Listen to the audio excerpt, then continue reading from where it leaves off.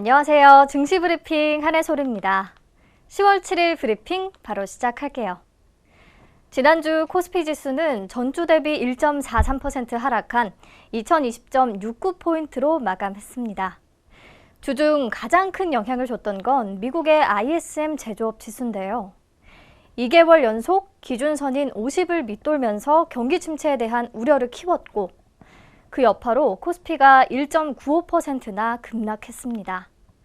4일에는 홍콩 정부가 계엄령에 해당하는 긴급법을 발동해 복면 금지법을 시행하기로 하면서 중국 정치적 불안감이 커졌고요. 코스피도 흔들리면서 결국 2020선까지 내려앉았습니다. 이번 주에는 낙폭을 만회할 수 있을까요? 이번 주 국내 증시를 둘러싼 이벤트가 여럿 있습니다. 우선 오는 8일에는 삼성전자가 3분기 잠정 실적을 발표할 계획인데요. 삼성전자를 시작으로 본격적인 어닝 시즌에 돌입합니다. 현재 시장에서는 3분기 영업이익이 7조 3천억 원이 넘을 것으로 기대하고 있는데 과연 컨센서스를 상회할 수 있을지 또 상회한다면 주가 상승을 견인할 것이라는 전망입니다. 그리고 9일에는 미국 FOMC 의사록이 공개되고요. 파월 의장의 연설도 예정돼 있습니다. 지난 9월 FOMC가 시장 예상보다 다소 매파적이었던 만큼 이번에도 비둘기적 성향이 강하지는 않을 것으로 예상되는데요.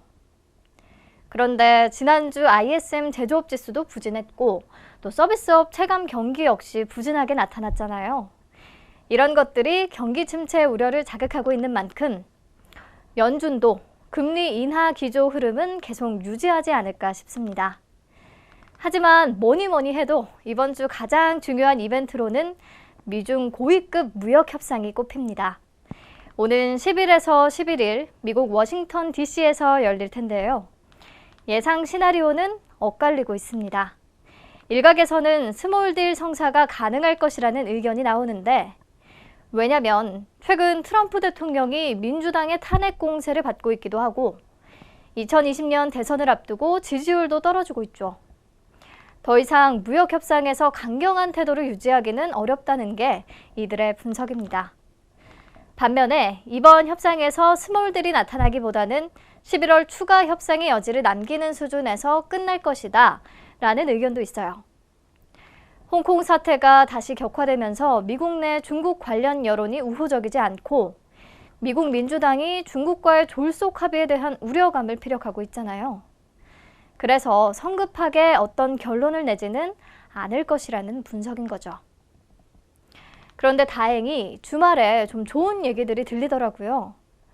트럼프는 중국이 뭔가 하고 싶어 한다. 중국과 무역 합의에 이를 가능성이 아주 높다라는 말을 했고 레리 커들로 위원장은 다음 주 미중 무역 협상에서 깜짝 놀랄 좋은 소식이 나올 수 있다. 중국이 미국산 일부 상품을 추가로 구매했다. 적은 양이지만 좋은 징조다라는 언급을 했습니다.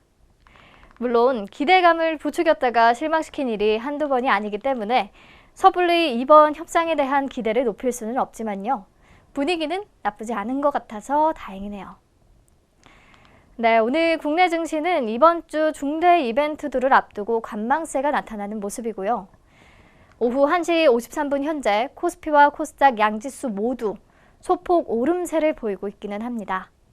코스피 시장에서는 기관만이 주식을 사들이고 있고요. 코스닥 시장에서는 반대 양상이 나타나고 있습니다. 개인과 외국인은 사들이는 반면 기관만이 매도에 나서고 있네요. 네, 오늘은 시장 키워드 빨리 만나볼게요. 첫 번째 키워드, 북미 또다시 빈손으로 돌아가. 네, 오늘은 우선 이 얘기부터 짚고 넘어가야겠죠. 다소 낙관적인 전망으로 시작됐던 북미 비핵화 실무 협상이 회의 6시간 만에 허무하게 결렬됐습니다. 먼저 북한 김명길 순회대사가 발표한 입장문을 보면 그는 협상 결렬의 책임을 전적으로 미국 측에 돌리고 있는데요. 미국은 그동안 유연한 접근과 새로운 방법, 창의적인 해결책을 시사하며 기대감을 한껏 부풀게 했으나 아무것도 들고 나오지 않았으며 우리를 크게 실망시키고 협상 의욕을 떨어뜨렸습니다. 라고 말하면서 협상 결렬에 대해 매우 불쾌하게 생각한다는 발언을 했고요. 이어서 미국 측의 실무 협상을 중단하고 연말까지 숙고하길 권고했다고도 말했습니다. 최근 트럼프가 실무 협상에 앞서 대북 강경파인 볼턴 보좌관의 경질하고 또 새로운 방법을 시사했기 때문에 북한이 이러한 미국의 상황 변화에 좀 과도한 기대를 가지고 스톡홀름에 왔을 가능성이 있죠. 아무래도 그래서 더 크게 실망한 듯합니다. 그렇다면 미국 측은 어떤 입장일까요? 미국 국무부는 대변인 성명을 통해 북측 입장문을 반박하고 있는데요. 미국은 창의적 아이디어를 가져갔고 북측과 좋은 논의를 했다고 밝히면서 우리는 2주 안에 다시 회동하자는 스웨덴의 제안을 받아들였고 북측도 수락하기를 제안했다고 말했는데요. 오늘 김명길 순회대사가 2주 안에 협상이 재개될 수 있다는 전망에 대해 강하게 부인한 것으로 전해졌습니다. 지금까지의 상황을 봤을 때 사실상 올해 안에 세 번째 북미 정상회담이 개최되는 것은 어려울 것이라는 분석이 나오고 있고요. 이에 오늘 남북 경협주들이 급락세를 보였습니다. 네, 첫 번째 키워드 내용이 조금 우울했는데요. 분위기 바꿔볼게요. 두 번째 키워드, 헬릭 스미스 반전의 기회를 얻었다? 미국 임상 3상 시험 중 약물 혼용으로 인한 임상 실패를 겪으면서 주가가 곤두박질 치던 헬릭 스미스. 오늘은 당당히 상한가에 진입했는데요. 어떻게 반전의 기회를 마련한 걸까요?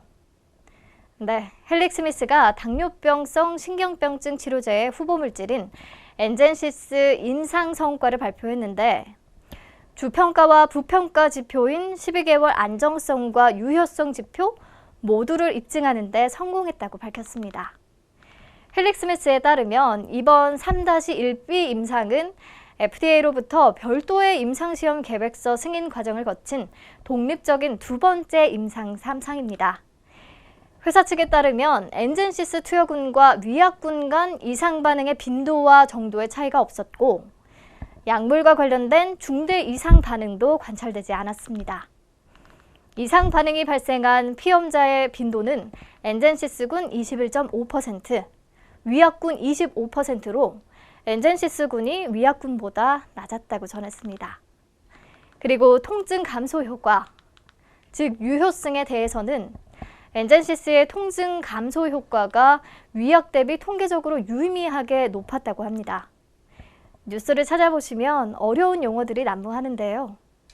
핵심은 헬릭 스미스의 엔젠시스를 투여한 실험군과 가짜약을 투여한 실험군을 비교했을 때 약물 관련 이상 반응에는 문제가 없었고 통증 감소 효과는 의미 있는 수준이 나왔다라고 보시면 될 것 같아요. 이에 오늘 매수세가 몰리면서 가격 제한폭까지 급등했고요. 덕분에 함께 오른 종목은 이연제약입니다. 엔젠시스가 상업화에 성공할 경우 이연제약의 충주 공장에서 생산하게 돼 있다는 점이 시장에서 부각됐고요. 이연제약 마찬가지로 상한가에 도달했습니다. 사실 헬릭 스미스 말고도 바이오주에 호재가 꽤 있습니다. 신라제는 글로벌 자산운용사 블랙록이 지분을 추가로 매입했다는 소식에 연일 급등하고 있고요. HLB는 말씀드렸듯이 리보세라닙의 임상 결과가 베스트 오브 MS모 2019에 선정됐다는 소식에 계속해서 불기둥을 그려나가고 있죠. 또 칼티 계열 신약 임상에서 혈액암 완치 사례가 나오면서 앱클론과 유지인트, 나노엔텍이 급등하고 있고 사이토제는 세포 채집 장치 관련 미국에서 특허를 취득했다는 소식에 헬릭 스미스, 이연제약과 함께 상한가 종목에 이름을 올렸습니다. 이렇게 호재가 잇따르면서 오늘 시장에서는 제약 바이오주를 따라올 섹터가 없습니다. 그동안 짓눌려 있던 투자 심리가 조금씩 살아나는 듯 하네요.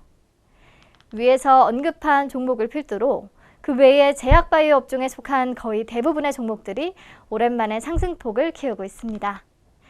네, 오늘 증시 브리핑은 여기서 마칠게요. 비까지 내리면서 기운이 뚝 떨어졌는데요. 감기 걸리지 않게 조심하시고요. 내일 다시 만나요.